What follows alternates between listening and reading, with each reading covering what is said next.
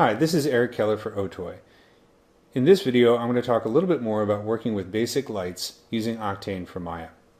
So I'm in my temple scene here. I'm going to set the shading to use default material. That way we can see the lights a little bit easier. In the show menu, I have polygons turned on and locators. That way we can actually see the light locator. I'm going to go into the render view window, do a snapshot from camera 1, and let's do a quick IPR render.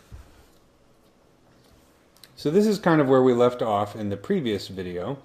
What I'd like to do now is I need to create a shadow casting object so that we can kind of see how shadows work using Octane lights. So let's move this off to the side for a second, and I'm going to keep things simple. I'll just select one of my gates here. I'm going to press Control D for duplicate and just move it over. Rotate it like this. I don't have to get too fancy with it. Just something that casts some nice shadows in the scene. Let's take our light right here and make sure that it's behind. Let's switch to the perspective view so we can see that it's something like this. Let's see how that works. Let's go to the camera view, and again, let's hit the IPR button. Then it updates, so we can see we are getting some shadows there cast on the ground. Let's back up a little bit so we can see them a little bit better and change the angle. So there we go.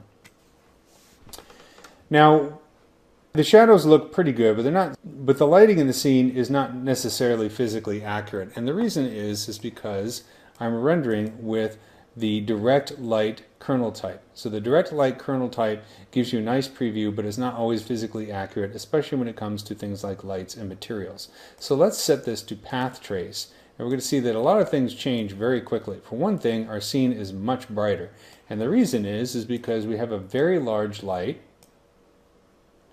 and we have the power set up to 2000. So let's knock this back down to, say, 200. Let's say, how about 400? Just so it's a little bit obvious what's going on. And let's move this down a little bit. I'm going to turn on the camera visibility so we have a better idea of where the light's coming from in the render. So you'll notice that the shadows are very soft, and this is what you would expect from having a very large light source that casts light from this large volume. If I go and reduce the size of the light, let's say I'm going to set this to 1, and I'm going to do another IPR to refresh it. And now you can see that the shadows look very different. They're going into a different direction because our light source is smaller. So if I set this down to 0.1, and do another IPR render, we should see the shadows spread out even more, and they're a bit longer. Our light source is teeny tiny though. So when working with shadows, that's the first thing you want to consider is the size of your light source. Let's set this back up to 5 and do another IPR render. And let's see what happens when we switch the geometry from sphere to plane. So I'm going to close this for the moment and just go into the perspective view. And I'm going to select geometry and set this to plane. So in the attribute editor for Octane Light, I'll set geometry to plane. We can now see the light changes from a sphere to a square. If I go into camera 1, and let's take a look at the render view.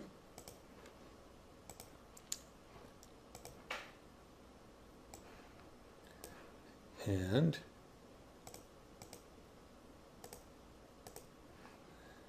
do a quick IPR render. We'll see that we have a very bright light, and it kind of stops right here, and that is because our area light is facing the back of our little temple here.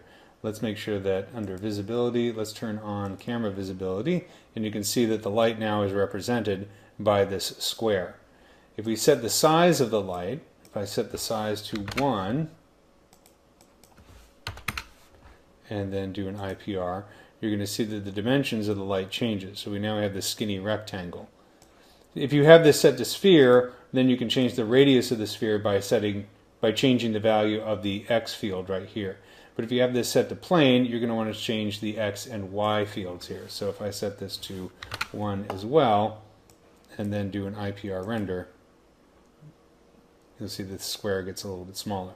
So let's close this for a second.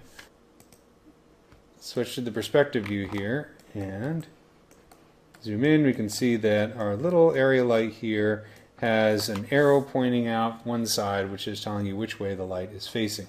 So let's change the size of this to, say, 5 by 5, and let's rotate this around so that it is facing our little gate here, maybe at an angle, and move it up and over, and go back into the render view and choose another IPR render. You can see that it's very bright, and I want to make sure that our power is, let's set this back to 400. There we go, that's a little bit easier to deal with. And you can see how it's casting the shadows in the scene like you would expect from an area light of about this size. So if I set the size down to 1 for both X and Y and do another IPR render, you'll see that the shadows change. They become a bit more focused. They're still soft as they fall away from the shadow casting object, but they're a little bit easier to see because the light source is smaller. Now, if you want to create a situation where you have something like a television monitor or something that has a picture on it that's casting light into the scene that is different colors, in that case what you're going to want to use is a light emitting mesh, and we'll cover that technique in another video.